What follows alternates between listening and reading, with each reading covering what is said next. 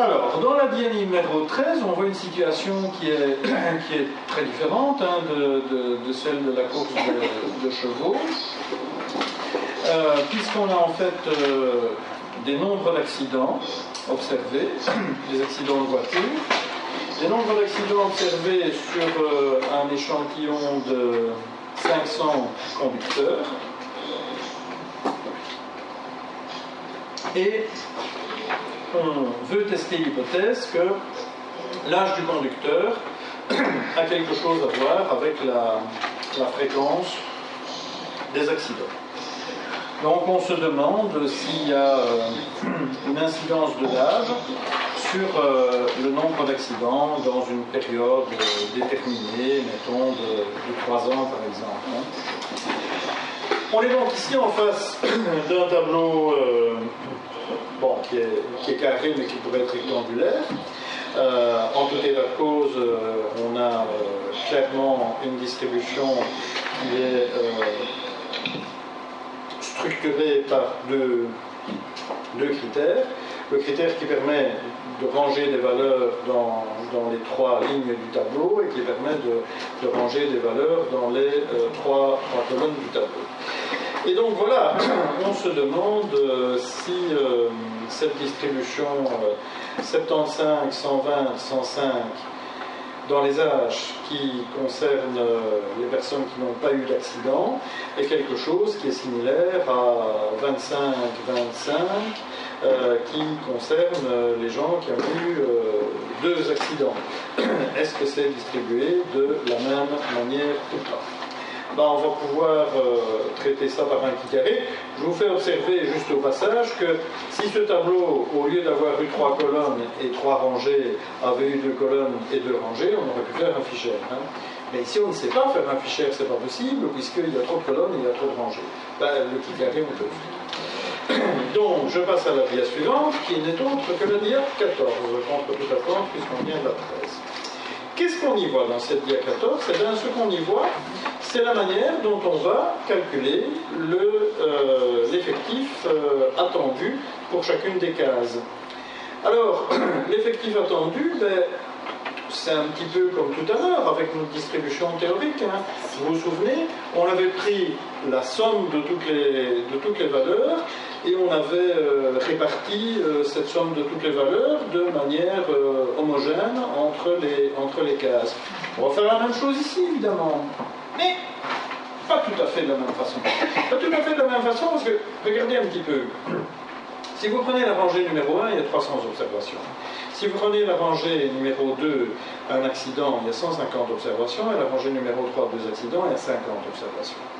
Donc si je me mets à répartir les 500 sujets de manière équivalente dans les 9 cases, en faisant par exemple dans chacune des cases 500 sur 9, je vais arriver à quelque chose qui n'est pas bon, je vais arriver à quelque chose qui n'est pas correct, parce que ça va me donner des effectifs théoriques qui sont égaux partout, alors que mes effectifs théoriques ne peuvent pas être égaux partout, puisque dans la première rangée, il y a 6 fois plus d'observations qu'il n'y en a dans la rangée du bas.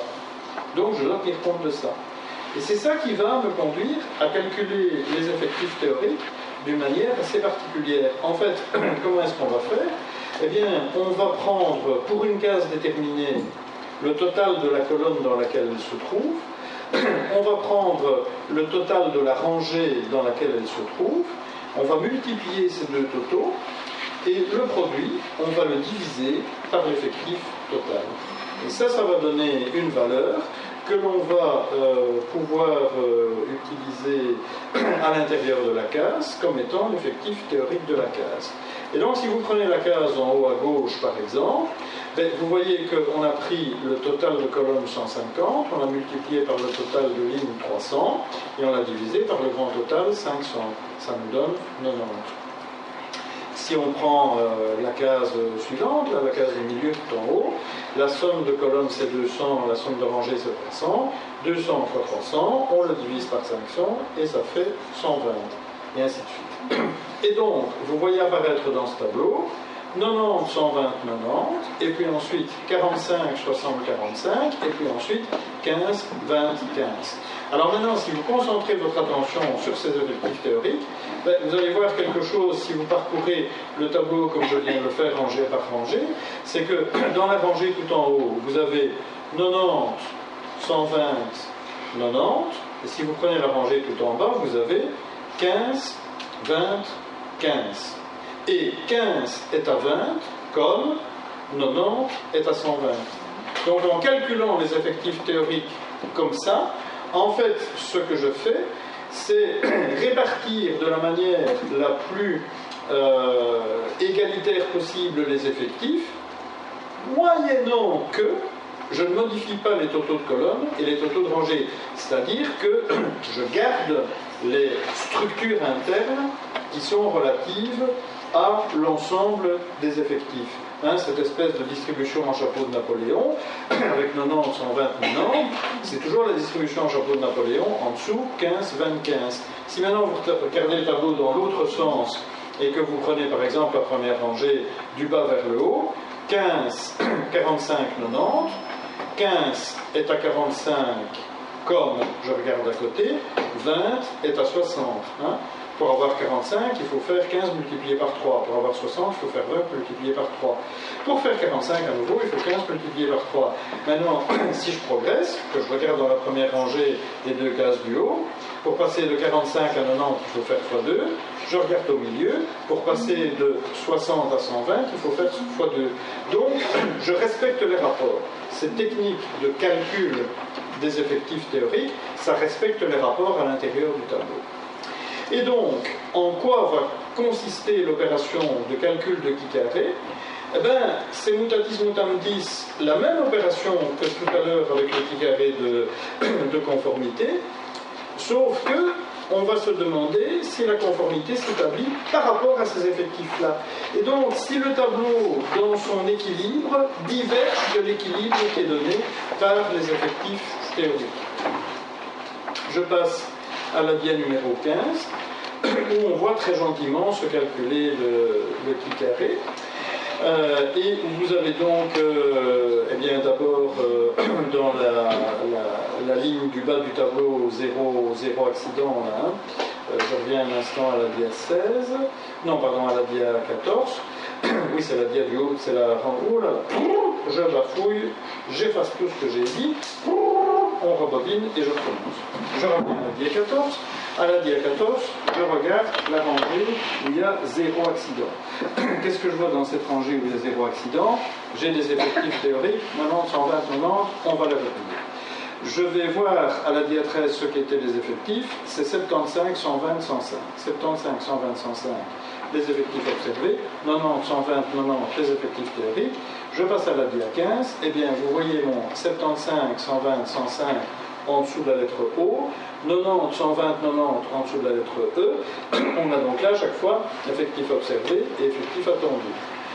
Dans la colonne d'après, au moins E, on fait la différence. Dans la colonne d'après, cette différence, on l'élève au carré. Dans la colonne d'après, ce carré de la différence, on le divise par l'effectif attendu. C'est rien d'autre que le Qui-carré. Et donc, dans la colonne de droite, la toute dernière, ce que vous avez, c'est les Qui-carrés de cases.